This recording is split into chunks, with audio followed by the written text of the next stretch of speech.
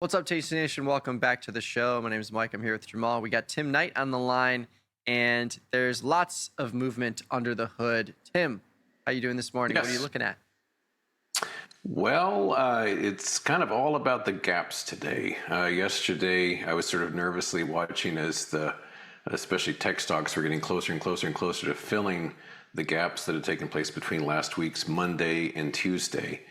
And they got scary close, but so far so good, although it is annoying to me quite a lot that we opened basically at today's low and have been rallying ever since. So we're green on the RTY and the YM already and getting awfully close to it on the ES. So it's like the market cannot tolerate any selling.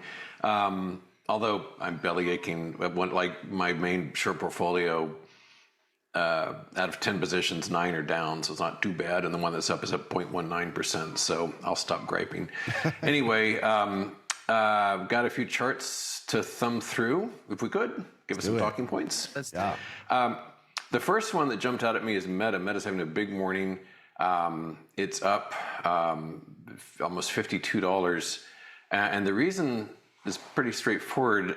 They're kind of pulling the page out of the XAI playbook, which is that they're going to sell off access to their AI infrastructure.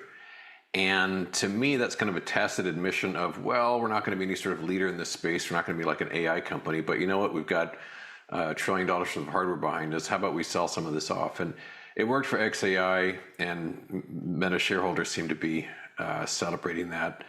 So it's in a way, it's kind of an admission of bad news, but it's being embraced as really good news. So we're having a big bounce here, although it doesn't really change the overall trend. As you can see here, we've had it's just steady series of it's almost like a smooth arc. It's almost a perfect arc, actually, of lower highs and lower lows.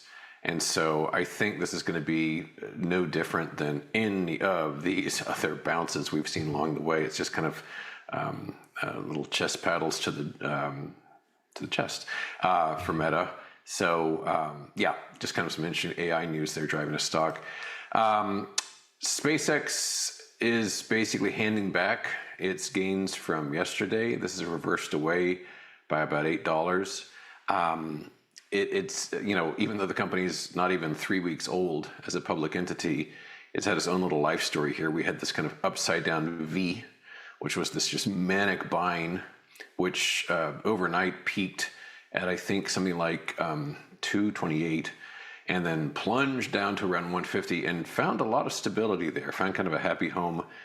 And then this week, Monday, Tuesday, nice little lift, looked like the worst was over, and now it's starting to get kind of squishy again. I don't know if this has anything to do with Meta's announcement at all. Seems kind of oblique, although they're kind of competing with them now. But yeah, so here we are in 2.5 weeks in, and there's been a pretty huge range already. Crude oil is an interesting critter too, and this is a gap play as well, or a gap fact, because this gap right here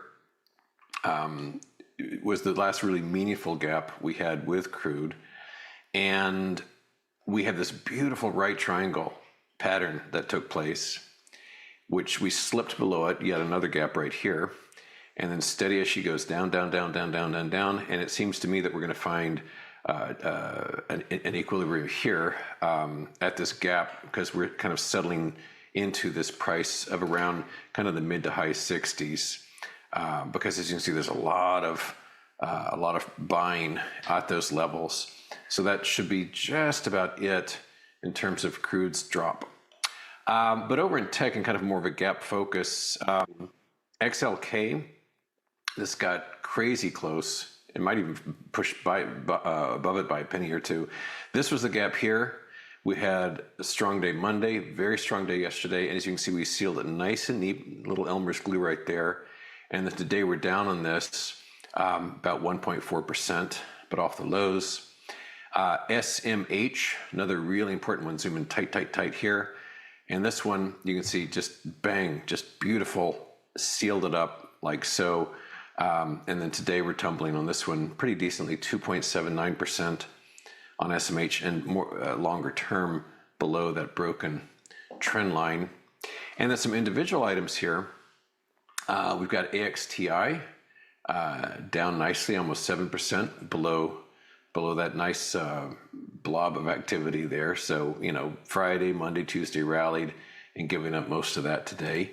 Marvell, once again, gap. There we go. Sealed it up nice and neat. A few extra pennies for a good measure.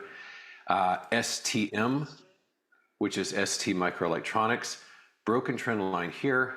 It's gapped so high up, I'm not even bothering showing it, but this is down also 2.75%. So a lot of these former high flyers, at least stalling out, if not falling. Storage, same deal. STX, which is Seagate. This one's down almost 5%. And there's our friend the gap, almost a perfect seal on that one. So falling away on that one. Sienna, another tech one. This guy was way up here eons ago. And we're down about 2 3/4 on this one.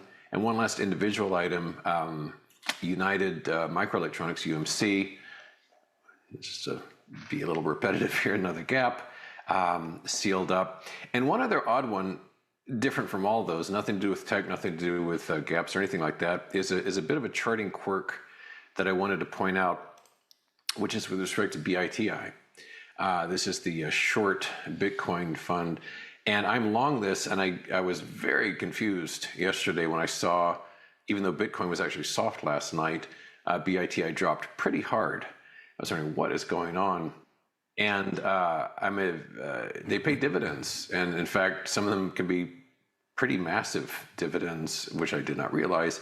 And so what's going on here is that the tumble we saw, you can see this big red bar here, doesn't have to do with the fact that Bitcoin exploded in value, but the fact that the record date is today for dividend payment. They usually get paid out in about a week. And so I guess some cash will be tumbling into my account for that, but it was that explains it. So this is usually dividends or pennies or dimes, and sometimes they can get pretty big. So any BITI holders out there who are scratching their heads, that's what seems to me to be going on, because it's the first of the month. So bang, record date. Yeah, you're right. Huge $1.45? Yeah. Holy cow. Yeah, I'm seeing some of the past dividends were like 31 cents, 95 cents, 59. What are they vary a lot. They really vary a lot. It's, one site I saw, and I really don't understand how this is possible, talked about a dividend of 70%. It's like, that cannot be. But anyway, at least it gives me some solace that there's not something else bizarre going on here. Craziness. Well, Tim, appreciate your time.